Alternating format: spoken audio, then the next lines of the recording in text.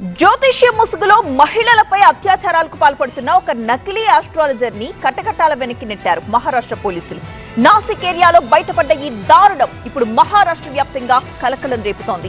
ఎందుకంటే అరెస్ట్ అయిన నకిలీ జ్యోతిష్యుడు ప్రముఖుడిగా చలామణి అవుతూ ఉండడం, బడా పొలిటీషియన్స్ తో సన్నిహిత సంబంధాలు కలిగి ఉండడం, సినీ ప్రముఖులతో సైతం పరిచయాలు కలిగి ఉండడం ఇప్పుడు కలకలం రేపుతోంది.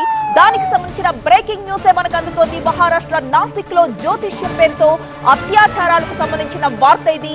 మొత్తం 58 మంది మహిళలపై అత్యాచారం చేశాడు ఈ నకిలీ జ్యోతిష్యుడు. పూజల పేరుతో మత్తు మందిచ్చి అత్యాచారాలు చేశాడు అశోక్ ఖరత్ అని నకిలీ జ్యోతిష్యుడు. అత్యాచారం చేయడమే కాదు, వీడియోస్ తీసి ఆ మహిళల్ని బెదిరించసాగాడు కూడా. ఒక బాధితురాలి ఫిర్యాదుతో నకిలీ జ్యోతిష్యుడు అశోక్ ఖరత్ అరెస్ట్ అయ్యాడు. అశోక్ ఖరత్ ఆగడాలు, బెదిరింపుల్ని భరించలేక పోలీసుల్ని ఆశ్రయించింది ఒక మహిళ. అశోక్ ఖరత్ ఆఫీసులో మహిళల అశ్లీల వీడియోలు, పెన్ డ్రైవ్లు, సీడీలు స్వాధీనం చేసుకున్నారు. కామ పిశాచి అశోక్ ఖరత్ పై విచారణకు ఐపీఎస్ నేతృత్వంలో ఒక సిట్ కూడా ఏర్పాటైంది. మిర్గావ్ లో ఈశాన్యేశ్వర ఆలయం, ఆశ్రమం కేంద్రంగా ఈ దారుణాలు వెలుగు చూశాయి. జ్యోతిష్యం కోసం మహిళల్ని ట్రాప్ చేసి వాళ్లపై అత్యాచారానికి తెగబడేవాడు ఈ అశోక్. ఇతడికి 200 కోట్ల రూపాయల ఆస్తులున్నట్టుగా అంచనా. మహారాష్ట్రలో బాగా పలుకుబడి ఉన్న వ్యక్తి అశోక్ ఖరత్. ప్రస్తుతం అత్యాచారం కేసులో ఈ అశోక్ ఖరత్ ని పోలీసులు అదుపులోకి తీసుకున్నారు. మహారాష్ట్రలో ప్రముఖ జ్యోతిష్యుడిగా పేరు పొందాడు అశోక్ ఖరత్. తన దగ్గరకొచ్చే మహిళల్ని ట్రాప్ చేసి వారిపై అత్యాచారాలు చేశాడు అన్న ఆరోపణలున్నాయి. ఒక బాధితురాలు ఆధారాలతో సహా కంప్లైంట్ ఇవ్వడంతో రంగంలోకి దిగిన పోలీసులు ఆ కామాంధుడిని అదుపులోకి తీసుకున్నారు.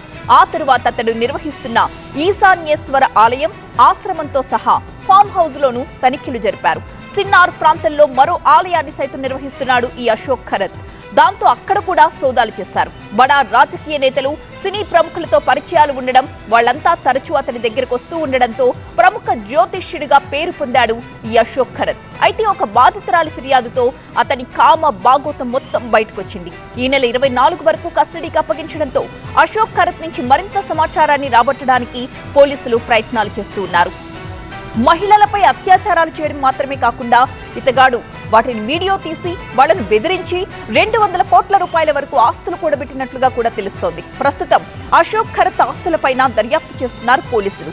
నాసిక్, సిన్నార్, ఓజర్, షిరిడీలో కోట్లాది రూపాయల విలువైన భూములు, భవనాలు, విలాసవంతమైన బంగ్లాలు, కార్యాలయాలు ఉన్నట్టుగా గుర్తించారు పోలీసులు.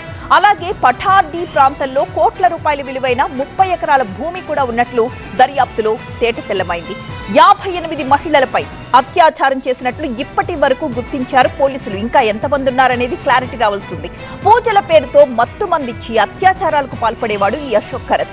అత్యాచారం చేయడమే కాకుండా వాటిని వీడియోల రూపంలో చిత్రీకరించి ఫోటోస్ తీసి మళ్లీ వాళ్ళని బెదిరిస్తూ వాళ్ల దగ్గర నుంచి పెద్ద ఎత్తున డబ్బులు వసూలు చేసేవాడు. బాధిత మహిళలందరూ కూడా హై ప్రొఫైల్ వాళ్లే కావడంతో అశోక్ ఖరత్ ఆగడాల్ని భరిస్తూ ఉండిపోయారు. అయితే అశోక్ ఖరత్ బెదిరింపుల్ని తట్టుకోలేకపోయిన ఒక మహిళ మాత్రం బయటకొచ్చి పోలీసులను ఆశ్రయించింది. ఈ కామ పిశాచి బాగోతాన్ని బయటపెట్టింది. ఇక అశోక్ ఖరత్ ఆఫీసులో సోదాలు చేసి మహిళల అశ్లీల వీడియోలు, పెన్ డ్రైవ్లు, సీడీలు స్వాధీనం చేసుకున్నారు పోలీసులు. కామ పిశాచి అశోక్ ఖరత్ పై విచారణకు ఐపీఎస్ నేతృత్వంలో సిట్ ఏర్పాటు చేసింది మహారాష్ట్ర ప్రభుత్వం.